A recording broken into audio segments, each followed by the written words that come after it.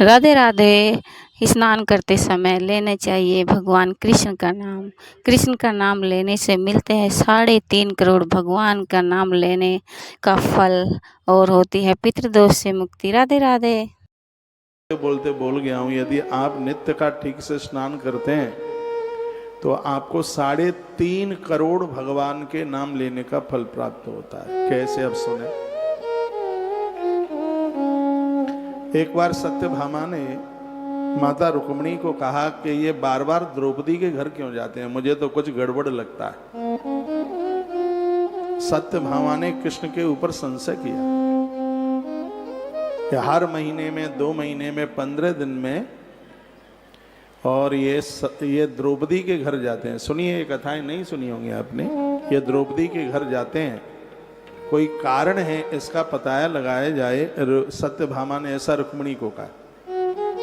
रुक्मिणी ने कहा, तू बिल्कुल पगली है। अपने नाथ के ऊपर, स्वामी के ऊपर, अपने पति के ऊपर यदि तुम्हारी तरह कोई नारी संशय करे तो अगले जन्म में वो चांडालिनी बन जाती है। ये तुम गलती क्यों कर रहे हो? अपना पति तो बहुत अच्छा है, द्वारका के राजा हैं। तो सत्यभामा ने कहा कि नहीं, मुझे ऐसा कुछ लग रहा है कि कोई न कोई बात है, कोई कारण है। वो कारण भी सत्यभामा ने कुछ उल्टा पुल्टा ही समझ लिया। भगवान भांप गए, समझ गए। तो वो दोनों बातें कर रही थी। तो इतने में कृष्ण आए। कृष्ण ने कहा, रुक्मिणी थोड़ा मेरी जल्दी से तैयारी करना, मुझे द्रौपदी के यहां जाना है। कृष्ण ऐसा तो देवता ही नहीं है। ऐसे आनंद की बात है, इसका तो भगत ही बन जाना बहुत बड़ी बात है। हवा नहीं आ रही है। तो वो आपस में बातें कर रही थी कि हमें गड़बड़ लगता है कि ये द्रौपदी के घर क्यों जाते हैं। और कृष्ण ने कितनी दूर से वो बात भांप ली और अचानक अंदर प्रवेश किया घर में और कहा, रुक्मिणी थोड़ा जल्दी तैयारी करना, मुझे द्रौपदी के घर जाना है। और ये कहकर भगवान एक कमरे में घुस गए। सत्यभामा ने कहा, देखो मैंने कहा था ना कि कुछ गड़बड़ है। अभी भी द्रौपदी के घर जाने की बात कर रहे हैं। वो कहने लगी रुक्मिणी को। इतने में भगवान कमरे से निकल करके आए और आके बोले, सत्यभामा तुम्हें भी मेरे साथ चलना हो तो तैयारी करो। ये बोला। सत्यभामा ने कहा, हाँ बिल्कुल मैं चलूंगी। देखूं तो सही प्रत्यक्ष रूप से कि ये बात क्या है। तब रुक्मिणी ने, वो सत्यभामा ने रुक्मिणी को कहा, जी जी तुम भी चलो, फिर हम दोनों मिलकर के बताएंगे ना इनको, तुम भी चलो। सो दोनों देवियों ने तैयारी करी और वो माता रुक्मिणी के घर हस्तिनापुर पहुंचना हो गया। भगवान श्री कृष्ण पहुंचे। रुक्मिणी जी, वो द्रौपदी जी उस समय अपने केसों को संभाल रही थी, अपनी छुट्टियां कर रही थी, क्योंकि नारी के खुले केस ठीक रहते नहीं है, तो वो छुट्टियां वगैरह चुटीला कर रही थी। इतने में भगवान श्री कृष्ण पहुंचे। भगवान कृष्ण ने कहा, कृष्णा, द्रौपदी को वो कृष्ण ही बोलते थे। उन्होंने कहा, भैया मैं अभी आ रही हूं, थोड़ा मैं चुटीला कर रही हूं, केस संभाल रही हूं, मैं आती हूं। भगवान ने कहा, तेरी 2 भाभी हैं, तुझे खुद चोटी करने की जरूरत क्या है? ये दोनों मेरे संग आई हैं, ये करेंगी तेरी चोटी। और भगवान ने सत्यभामा को कहा कि तुम द्रौपदी के केसों में तेल लगाओ, और रुक्मिणी को कहा कि तुम कंघी करो। कृष्ण की कथाएं बड़ी अद्भुत हैं, आनंद दिल को छू लेने वाली कथा है। सत्यभामा ने सोचा कि इसको अपने केसों का घमंड है, ऐसी मालिश करूंगी कि इसको खुरमुंडी करके छोड़ूंगी, इसकी गंजी चांद कर दूंगी। उसने, सत्यभामा ने सोचा। रुक्मिणी के मन में तो ऐसा कुछ था नहीं, और उसने सिर के ऊपर तेल डाला और उसने बालों को तोड़ना शुरू कर दिया। तो जैसे ही पहला केस तोड़ा तो उसमें से आवाज आई, हाय कृष्णा, हाय कृष्णा। उसमें से आवाज आई, हरे कृष्णा। कृष्ण, द्रौपदी के केस में से कृष्ण की आवाज आई।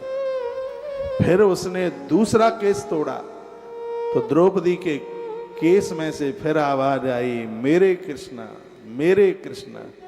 फिर उसने बाल तोड़ा, उसमें से आवाज आई, मेरे कृष्णा, मेरे कृष्णा। पागल सी हो गई सत्यभामा।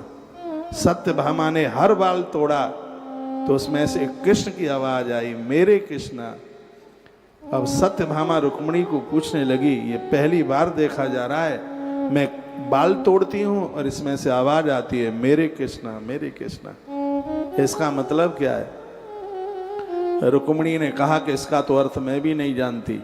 इतने में कृष्ण आ गए, कहा तुम थोड़े ही इसका अर्थ जानोगी, अर्थ तो मैं बताऊंगा कि द्रौपदी के केस में से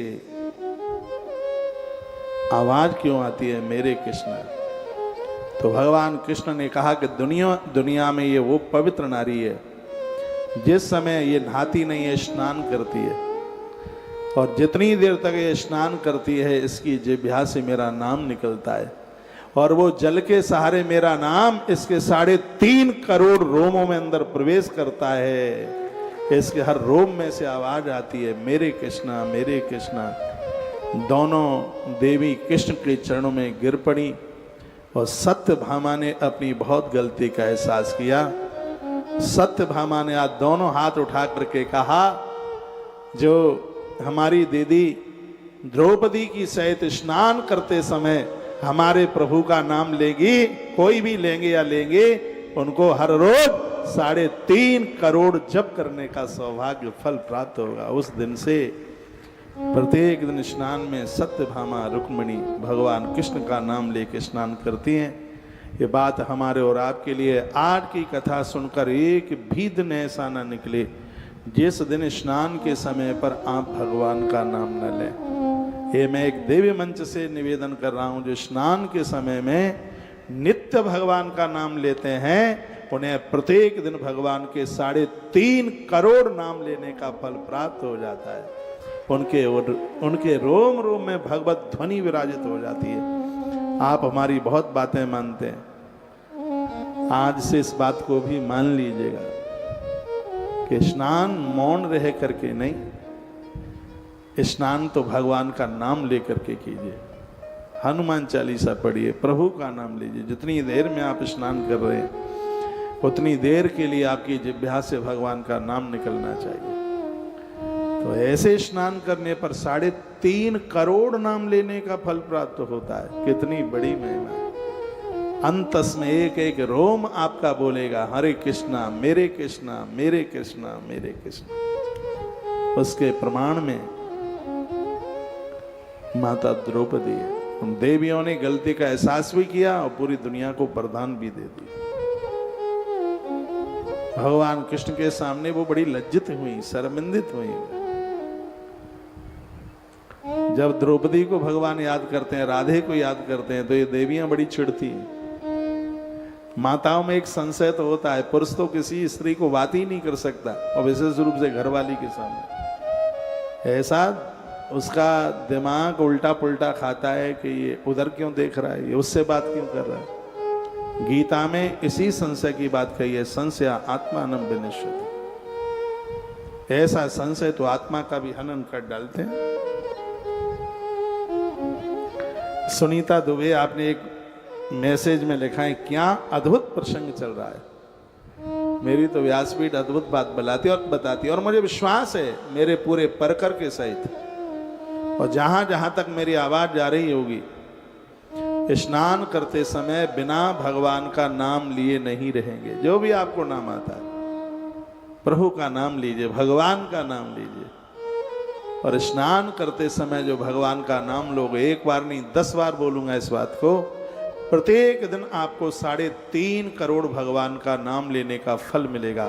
क्योंकि देह में 3.5 करोड़ रोम है। जब आप नाम लेते हैं तो 3.5 करोड़ छिद्रों से वह नाम में मिला हुआ जल आपके अंतःकरण में प्रवेश करता है। आपके रोम रोम से भगवान का नाम निकलता है, एक एक रोम से भगवान का नाम निकलता है। और मानव जीवन मिला है, मनुष्य जीवन का यही आनंद है। ईश्वर ने बड़ी कृपा की। आइए रामायण की एक चौपाई फिर आगे चलूं। बड़े भाग मानुष तनु पावा, बड़े भाग मानस तनु पावा, सुर दुर्लभ ग्रंथ निधान।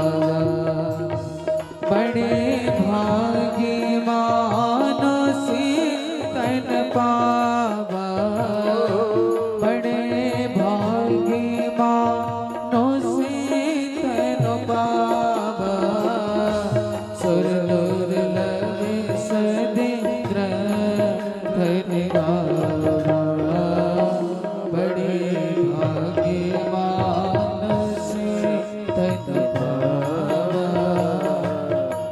दुर्लभ सद तैत पावा। बोलो भक्त वत्सल भगवान की, श्री हनुमान जी महाराज की जय जय श्री। श्री राधेश। तो मुझे विश्वास है कि ये जीवन जो इतनी मुश्किल से मिला है, आप नहाते समय, स्नान करते समय भगवान के नाम का उच्चारण करें। हमारी भारतीय परंपरा में स्नान का भारी महत्व है। स्नान पूजा के लिए किया जाता है। स्नान हमें शुद्ध करता है, पवित्र करता है। वो भी स्नान देह के ऊपर वस्त्र हो, नारी के पूरे देह पर वस्त्र हो, पुरुष के कम से कम आधे अंग पर वस्त्र हो, उस समय नहाया जाए, स्नान किया जाए तो उसकी महिमा बड़ी विलक्षण है। आप भगवान को नहलाते हो तो हल्का सा एक विलंदा का सूती कपड़ा रखो, भगवान को ऐसे उड़ा दो, फिर नहलाओ। स्नान की भी एक बड़ी अद्भुत विधि है।